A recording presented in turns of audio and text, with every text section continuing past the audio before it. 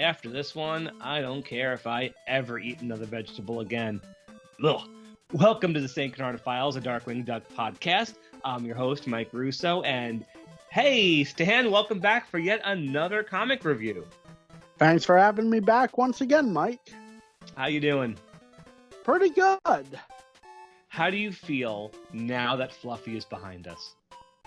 It's like a weight has been lifted off of our shoulders. A little orange fuzzy weight. Yep. I gotta say, those were fun until they were not fun anymore. Yeah, that last issue was a bit of a slog to get through. But luckily, the one we're doing today is much, much, much better. Yes. So before we get there, let's do some chatting about some stuff. First of all, when this one drops, anybody listening to it the day it drops, 5 days till Christmas. Yep. Yeah. Are you ready? I'm just about ready, at least for my family. I've got all but a couple gifts taken care of. For my friends, I usually buy for them in the month or two after Christmas, which they understand. All right. You know, we see my wife's family every Christmas. Her family doesn't really buy for each other. We just buy for the kids. Yeah. So, everyone's going to buy for my daughter and her 4 cousins. Well, one's not born yet, but I'm sure they'll get presents anyway. But it's the kids who get the presents, and that's always fun because she has a big enough family that we couldn't afford to buy everyone presents anyway.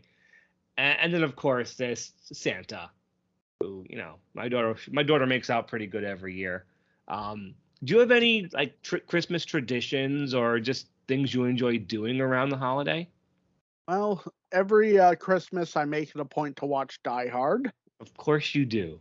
Also, me and my mom sit down together and watch National Lampoon's Christmas Vacation. Those are our 2 go-to Christmas movies. And I do try to watch It's a Wonderful Leaf every Christmas I can. I guess you have to. Do you ever... The quintessential Darkwing Christmas episode. Do you do the other Disney Afternoon Christmas episodes like Goof Troop or Tailspin? Just Darkwing? Just Darkwing. Okay. The Goof Troop one isn't so bad. I would avoid the Bonkers one like the plague, though. Yeah. It's the epitome of bad Bonkers episodes. And, there are a lot of bad Bonkers episodes. Shame the Christmas one had to be one of them, though. We, of course, I had mentioned this before. We do the watch list thing. We write down all the things my daughter wants to watch. The top of the list for me, though, and I think I mentioned it, is Muppet Family Christmas. It's my favorite Christmas special ever. It's my favorite thing the Muppets ever did. It came out in '87, and I watched it the night it aired, and it's still my favorite Muppet anything, my favorite Christmas special. And there is a podcast called Moving Right Along. It's a Muppet movie podcast. Normally they do Muppet movies 2 minutes at a time. I know there's like a Star Wars podcast that does that. And this month in December, they're doing a Muppet Family Christmas 2 minutes at a time. And that's still going. When this drops, I'll have a few more episodes left. It's such a great special. Have you ever seen it? I don't know if I have. I think I intend to watch it this year just to know that I've seen it. It's the one where they all go to the farmhouse, Fozzie's mom's farmhouse, and it's got Sesame Street, the Muppet Show characters, Fraggle Rock, and even the Muppet Babies in it. Ah. So it's like a gigantic Henson universe crossover. Neat. It's really, really good. When you do see it, please let me know how you enjoyed it, because I know you're going to enjoy it, because no one I know doesn't like it. I will be sure to let you know. Awesome. So, anything else Christmas related you want to talk about, or should we move on? Nothing I can think of Christmas related other than Hey, to wish everyone that's listening a Merry Christmas if they oh, celebrate. absolutely. I can't believe this is the third time the St. Canard Files is doing a Christmas discussion. I can't believe we've done this for this long. So, moving on from Christmas, I got my Q-Fig Negaduck over the weekend. What do you I think? ordered from Quantum Mechanics, so that's why I got mine a little bit later than you did. The oddest thing, after I took the box out of the shipping box, there was a package of mini parasols, like little wooden umbrellas, like cocktail umbrellas, in the Huh, box with the figure. If that's any odd. if anybody else ordered from Quantum Mechanics, please tell me if you got a bag of mini parasols in there too, because I'd love to know.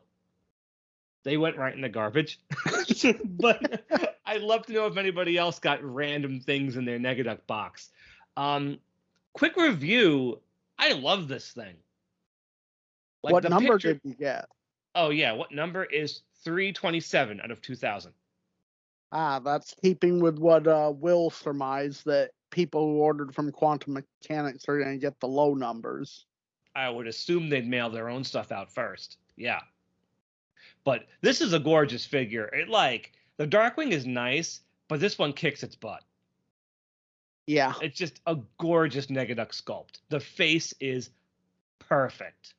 yep, The sculpt is perfect. The colors are perfect. And yeah, it's about from like its left foot to the hat, I'd say 3 inches, but he's leaning down and his other foot is stretched out. So I think if he was to stand up straight and tall, he'd be about as big as the Funko action figure. So yeah, it's a decent size. It's just the pose makes him look smaller. yeah. Though I will say, if he didn't have that base, he would look perfect posed with either the vintage Playmates or the Funko figure. He would. But I love the base he's on. The base is well designed. The colors are great. I wish the red in his cape was a bit brighter, Yeah, but it's still fine. It's a gorgeous figure. The paint apps are really well done. There's no bleed, there's no mistakes, like no mistakes. Normally on Darkwing Duck toys you get at least one or two mistakes. But whoever painted this guy really used a lot of reference material. He looks fantastic. He's a beautiful toy. yeah. And it will be the perfect Negaduck figure, at least for a while, because we know the Beast Kingdom figure ain't beating it. Well, the Beast Kingdom figure at least has a chainsaw and the bombs and the explosion plunger. So it's Yeah, got some cool play value with it, but in terms of looks and accuracy, this might be the nicest looking Darkwing duck figure sculpt I've ever seen. Like this one just nails it. yeah, This one, I mean, the Funko Darkwing was nice, but it had too big of a bill. This Negaduck is just perfect. I love it. I'm very glad I picked it up. We now want to are you report that displaying if you're, it? oh, go ahead, Stan. Go I for it. was gonna ask, are you displaying yours out of the box or in the box? Well, you can't display it in the box. There's no window, so he had to come out. True. True So enough.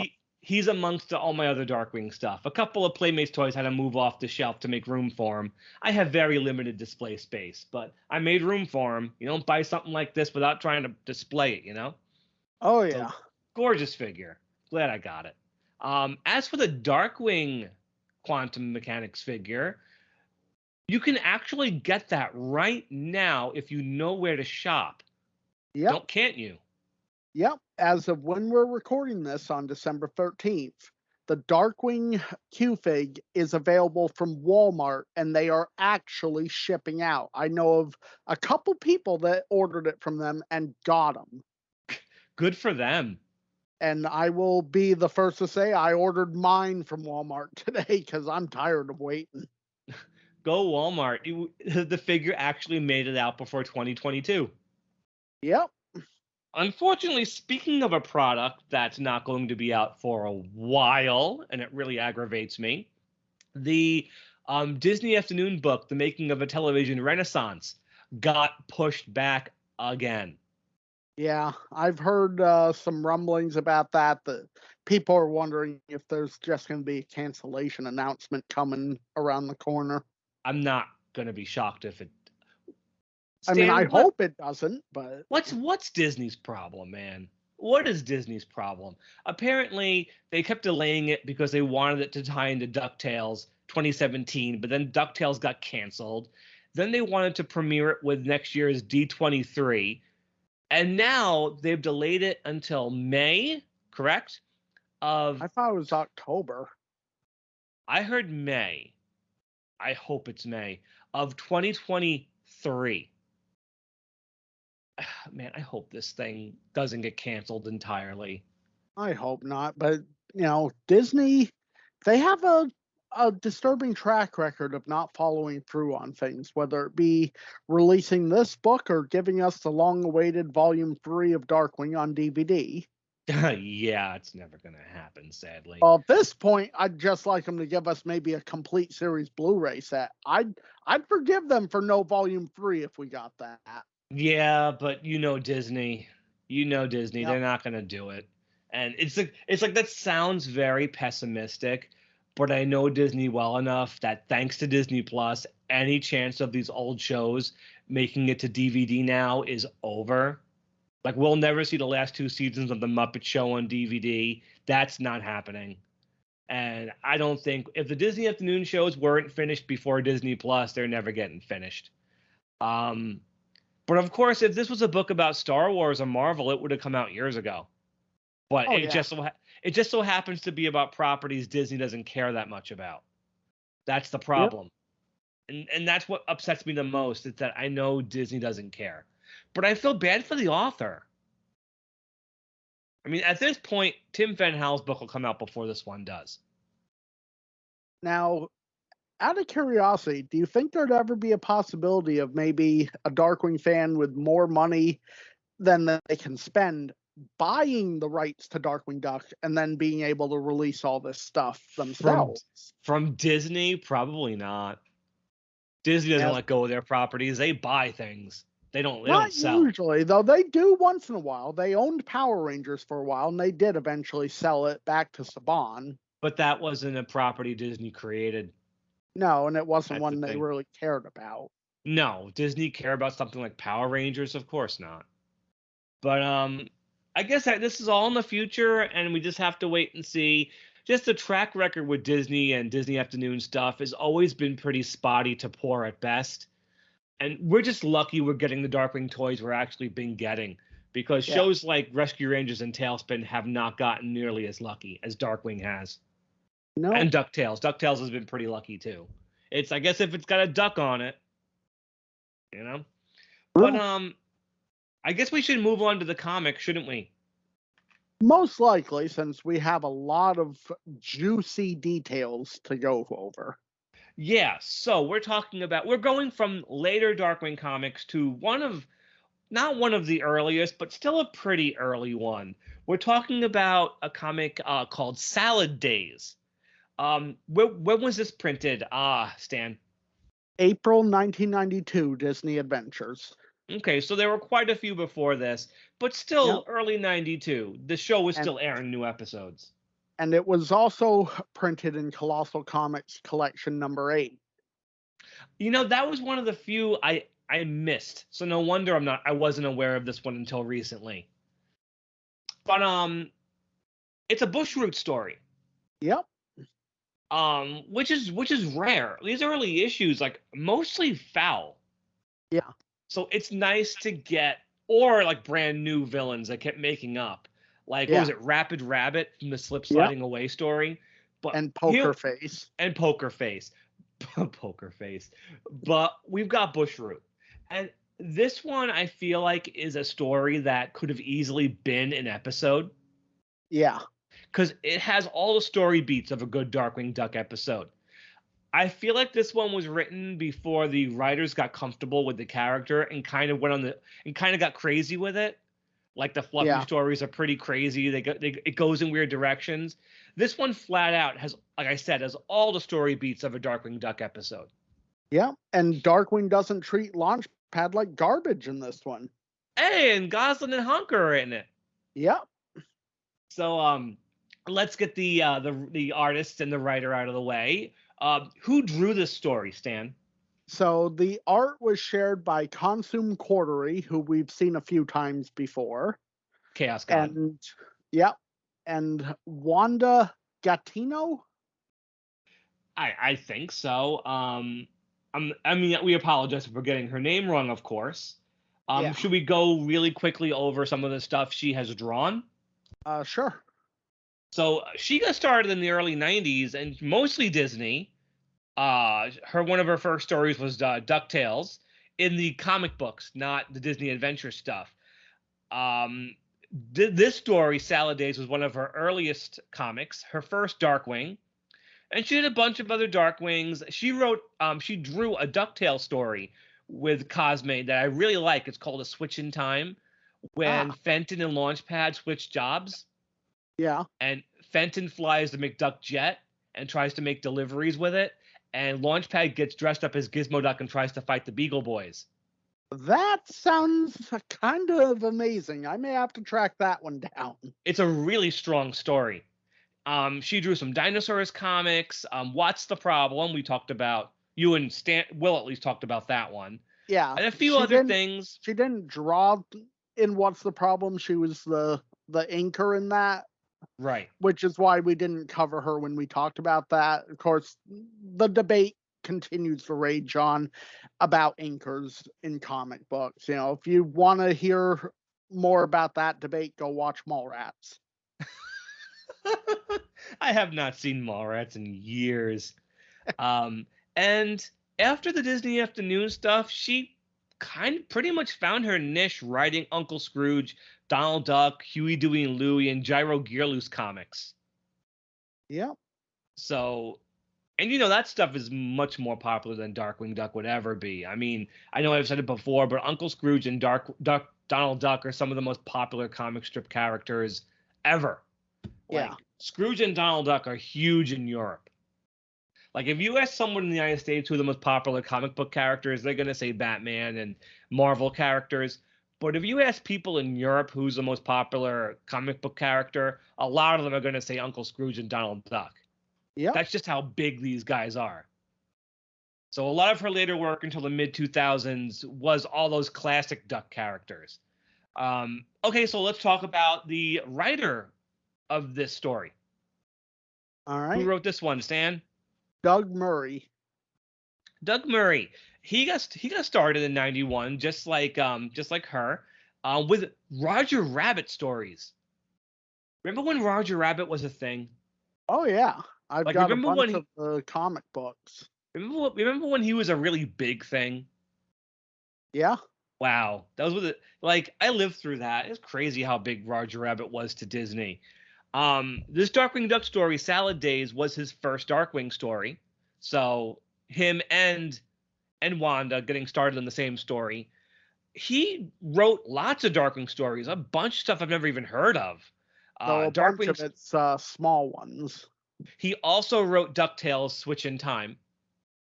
Nice. So good story. I really want to hear what you think of that one. So lots of Roger Rabbit, Ducktales, Darkwing Duck, dinosaurs, bonkers, and he wrapped up in the late 90s with Mighty Ducks comics. So a lot of ducks in this guy's resume. The writing is good. Again, it feels very much like the show.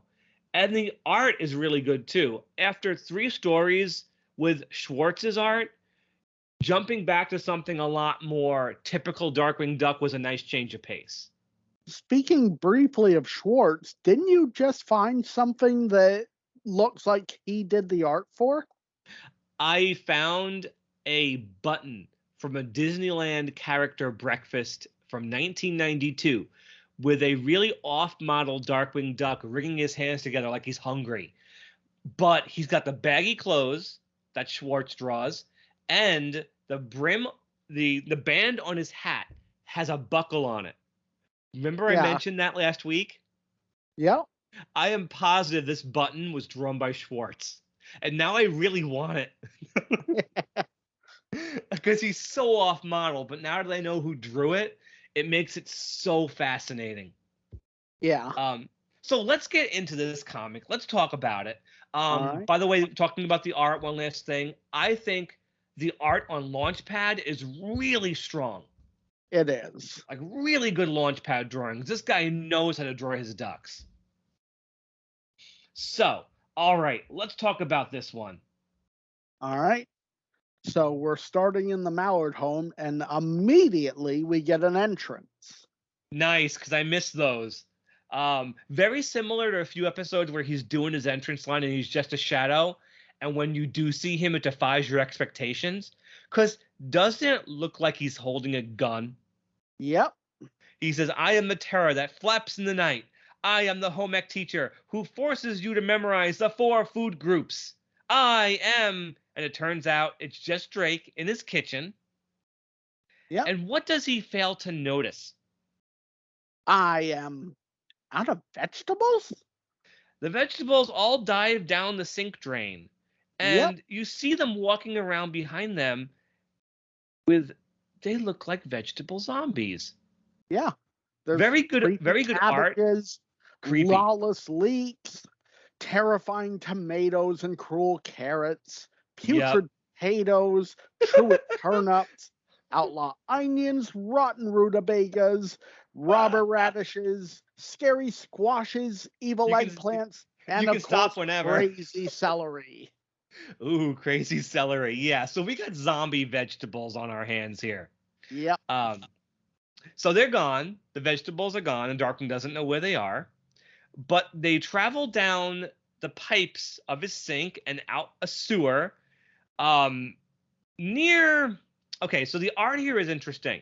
The first thing we see is a greenhouse. We know who this is. Yep. But next to the greenhouse is a wooden shack. So we know this is Bushroot, but there was never a wooden shack by his greenhouse before. A few artistic liberties are being taken here, but I don't mind it. Yeah. So what's Bushroot doing? So he has a machine to make the vegetables stronger, so they'll be able to go across town and commit crimes while he stays safe from any possible harm. That's very Bushroot, the big wimp. Yeah. So we get I know I mentioned the very Chuck Jonesian physical gag in the last story. I'm very happy we get something like that here. Darkwing and Launchpad are driving the Ratcatcher, of course, and Darkwing's mind is very preoccupied on these disappearing vegetables. Oh, yeah. So much that he doesn't notice all the vegetables walking down the street. And jumping into sewer grates. Yep. So Launchpad tells him to look out for the trucks. Darkwing notices them way too late and forces the Ratcatcher in between 2 garbage trucks. Like, really squeezes in between them. Yeah. And when they pop out, you see that from the side. You think they're totally okay.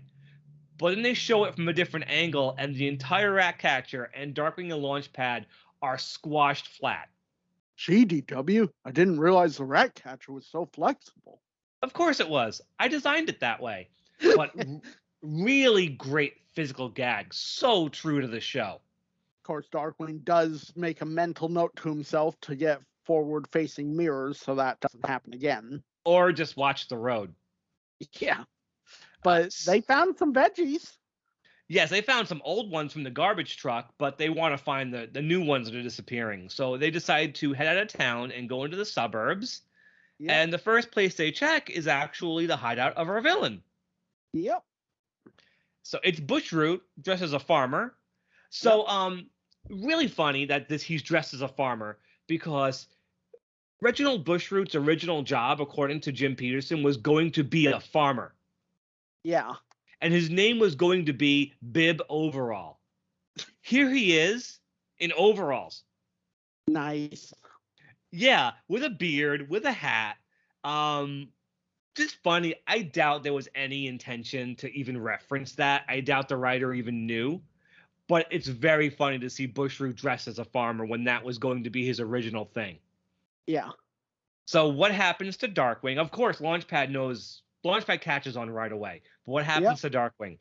Well, DW still hasn't seen the living veggies, but Launchpad does spot a tomato that bites Darkwing.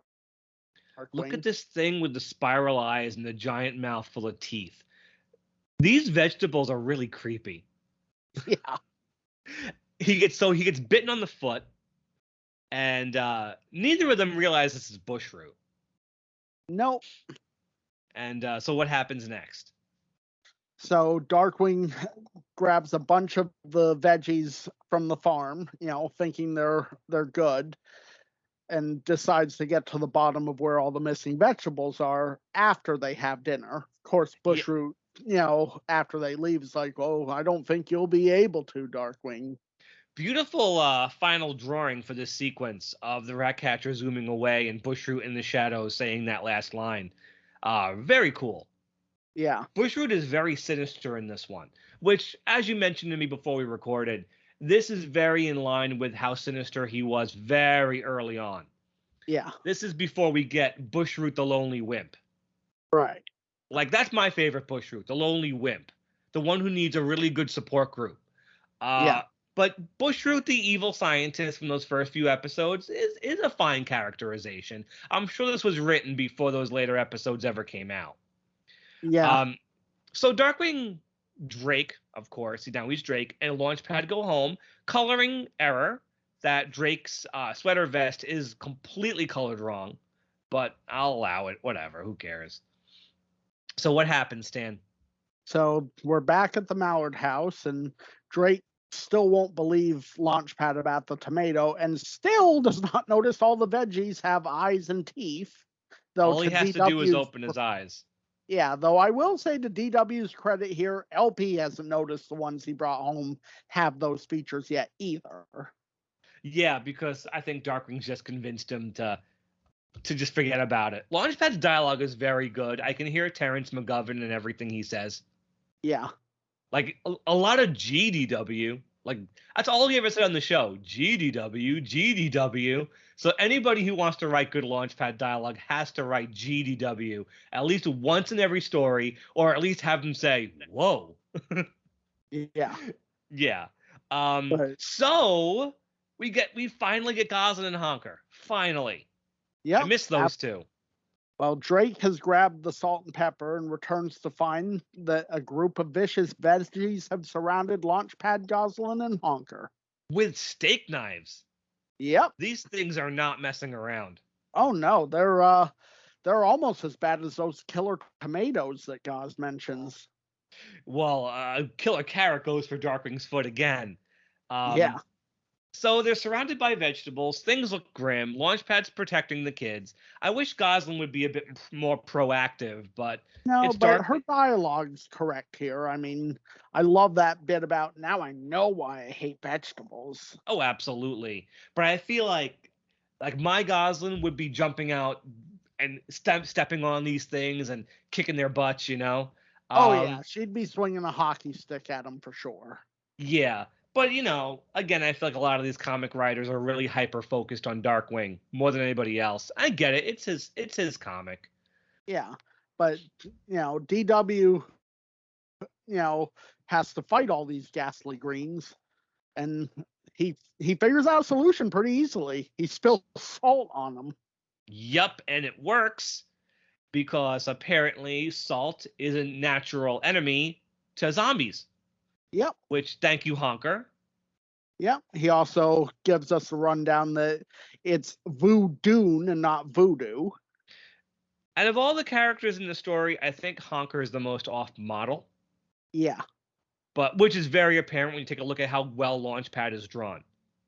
So I don't know if they really use a lot of model sheets for Honker. He looks fine. I'm glad he's involved, at least. Yeah. So they decide, if they're going to meet up with any more of these vegetables, they need to get more salt. Nobody notices Darkwing loads his gas gun with pepper. Yeah. But at least he's using the gas gun. It isn't colored right, but he's got it. Yep. And we get another Darkwing staple here. Let's get dangerous. Yep. Beautiful. All right, so they're going after the vegetables. What's happening downtown? Well, they see a bunch of the vile veggies coming out of the sewer. Mm-hmm. And DW deduces that they must come from a place near a sewer. And Launchpad says it twice, like that farmer guy we saw. He says that's it twice. What I was doing the pause for. I was giving you the opportunity to do like that farmer guy we saw. He says it twice, And then Darkwing's like, the farmer we visited. Well, duh. Launchpad just said it twice. Yeah. Again, this is very true to the show. So they decide to go visit the farmer. They zoom up. Yep. They zoom back to the suburbs. They crushed a rutabaga on the way past. Yep. Gotta watch out for those rotten rutabagas. Man, the art on these zombie vegetables is really, really great. I love it. Yeah. So they come over to the barn, the farm, and our battle's about to start. Yep. Bushroot was expecting him. Yep, and you see him with an army of just giant vegetables now. Yep. Most likely those are the end result of that machine we saw at the beginning. And they are monstrous. They give Posey a run for her money. Yeah. But Bushroot also has a new toy that he puts our heroes in. It's called a duck dicer. And what kind of kitchen appliance would you compare this to? Probably a blender. Yeah, with the rotary blades on top, though. Yeah, and Bushroot says it'll keep them amused for the rest of their lives. And since this is an early Bushroot story, and we know how early Bushroot episodes ended, take a wild guess how this guy's probably defeated. But we'll get there.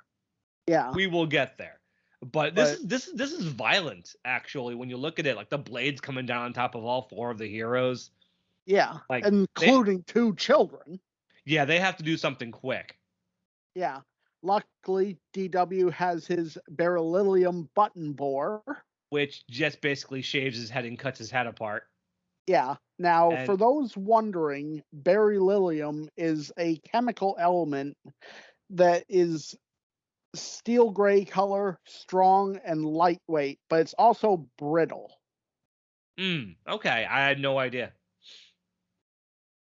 So, this thing is just as bad as this thing cutter from Dry Hard. Adios, thing cutter.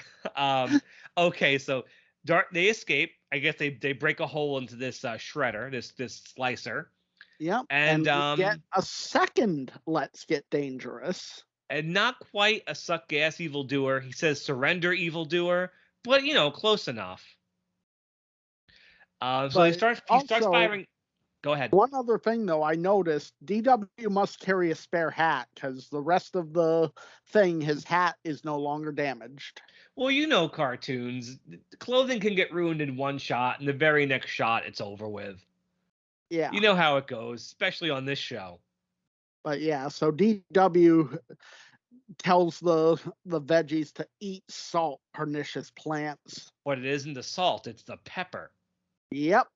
Which isn't a bad thing because it makes everyone start sneezing. Yep. And while DW's doing all this, Gauze in the background has turned on the duck dicer again. Yep. You know where this is going. If you were watching this in episode form, you know how this is going to end. Yep. So DW does one more variation of suck gas with suck cayenne evildoer. Yup. And what happens to poor Bushroot? Bushroot ends up into the duck dicer, and, well, DW says it best. Slaw's well that ends well. They actually show him get diced. Yeah. But that as well as keeping in line with early Bushroot stories, because the first 2 or 3 of them, he got destroyed. Okay, big difference, though. In Beauty and the Beat, yes, a lawnmower fell on him. Though they didn't show it. But we see him at the end as a cabbage, and in Easy Come, Easy Grows, he gets sucked into a wood chipper, but you see him at the end as a tiny little piece of wood, and his head pops out of it, and he wiggles away. You don't see what happens to him. As far as you know, at the end of the story, he's dead. Yeah, if someone wasn't familiar with Darkwing, they would definitely think he was. Because all that's left of him is like spinach basically all over the ground. Yeah. Like, if you don't know this character, he's gone. He's dead. Like, that's gutsy, man. Yeah. But anyway, Bushroot's defeated. And how do we wrap this story up? Well, everyone's hungry, but they don't want to really do a salad anymore. Perhaps a nice hamburger. Now, of course, if this was a show, somebody would have mentioned Hamburger Hippo. Yeah. But that's okay. You have to be more of a Darkwing Duck nerd to reference Hamburger Hippo, especially in 1992. Which we are. Yeah, but this is 1992, and even in 1992, I wasn't always thinking Hamburger Hippo. But that's fine. It's a good ending. I love that all the characters are in it. I love that we get a good Bushroot story. It feels very true to the show. What would you rate this one out of 5 gas gun canisters? I would give this 4 canisters. Oh yeah? Tell us why. I think it's a very strong story. It goes beat for beat through what a normal Darkwing story would be. All the dialogue is well written. I can picture each of the characters saying their lines. The villain is defeated in a manner that befits things. I mean, aside from the fact that they didn't show that Bushroot had survived.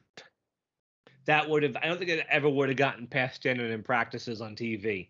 They would have made him show he was alive. That for sure. So yeah, 4 canisters. I'm going to give it a 4 as well, for all the reasons you did. It feels very much like the show. Like, everything works. I hear the character voices. It's great to have Bushroot as a solo villain, which I think is very rare in Darkwing comics. The art is great, especially on Launchpad. A few things, like Honker isn't drawn as well, but Launchpad looks great. Darkwing looks great. The zombie vegetables are hilariously creepy. Yeah. And everything works about it, especially for a comic that's a relatively early one. Yep. I'm glad there's no Gigander Hooter or a Foul or Shush or just Launchpad. Or Fluffy. And Darkwing doesn't treat Launchpad badly. Yeah. Very, very solid story. Easy 4 canisters, especially for a comic. Now, should we rate the villainous veggies? You can if you want to.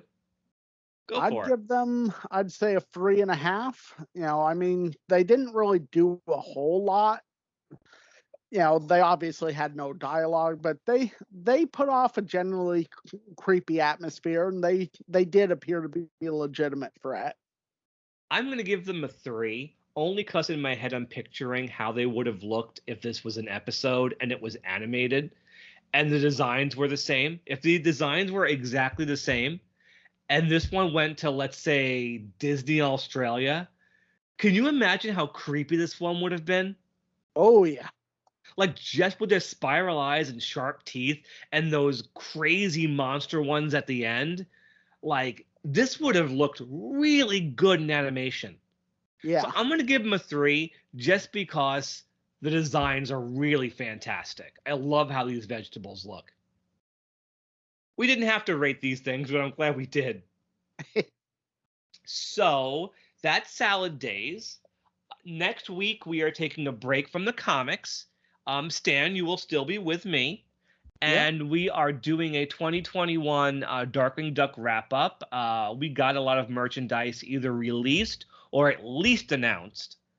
Plus other things that happened in the news. Also, some people we lost. Yeah, we had a few more Ducktales episodes, and Darkwing was on one of them. We should probably talk about, just in general, how that show treated him now that it's over. Stuff like that. What we can expect next year. So that's going to be our last episode of 2021 before New Year's. Will just be our wrap-up of the year. And, we hope everybody enjoyed the comics. Well, you're getting plenty more of those next year. Yep.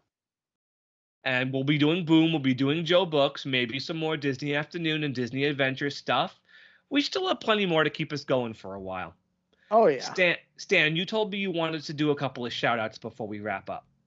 Yes, I do. The first one I wanted to do is I wanted to shout out Kitty and Ange of Sleepless in St. Canard. Hi, guys.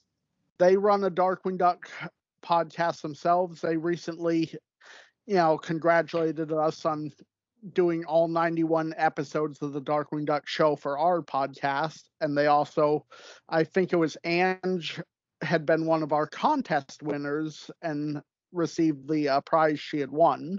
Right. So wanted to give them a shout out. And I also wanted to give my friend Armin Stravanik. I think that's how his last name's pronounced. I'm not entirely sure, but I wanted to give him a shout out because he gave me an awesome care package today of Blu-rays and DVDs. I mean, some amazing things. The entire extended Lord of the Rings and Hobbit series, the Back to the Future trilogy, the Jurassic Park trilogy, the complete Smallville series, 60 discs. Boy, somebody was really liquidating their DVD collection. Yeah, so I wanted to give him a shout out. Thanks again, man. Cool. Well, does he listen to this? I don't know if he does, but I'll certainly mention that maybe he should listen to this episode. Oh, okay. I mean, you mentioned him. I'll also tell him maybe he should check out the whole series. I mean, I know he does like Darkwing Duck. You know, if you ever listen, you can also, if your podcast app allows you to speed it up times 2, you'll get through the episodes faster. Or if he's watching on YouTube, he can just skip to whatever the timestamp is. Well, I mean, if he wants to listen to all the episodes. Oh, yeah. That's what I do. Every so often I go back and I re-listen to them. I just, speed up the audio and I listen to it that way. Because I like listening to our old episodes. Can you actually understand what they're saying at that speed? Yes, it isn't like squeaking? No, it isn't that fast. If you turn it up to 3, it's too fast. But 2 is fine. I know lots of people who listen to podcasts that way. Especially because lots of podcasts I listen to are over 2 hours long. So if you want to speed them up, there you go. I can only imagine how Will sounds at 2 times speed. It doesn't sound so bad. You hear me say more often when I'm sped up. Anyway, we are the St. Canard Files, a Darkwing Duck podcast. You can find us on all podcast apps, Stitcher, Spotify, Google, iTunes, Facebook, and as well as iHeartRadio, Pandora, Pocket Cast, Radio Public, or you can watch us on YouTube. I think that was all of them. So Stan, I guess until next time, everyone at home, stay dangerous. Have a good night. Stay dangerous, everyone, and Merry Christmas.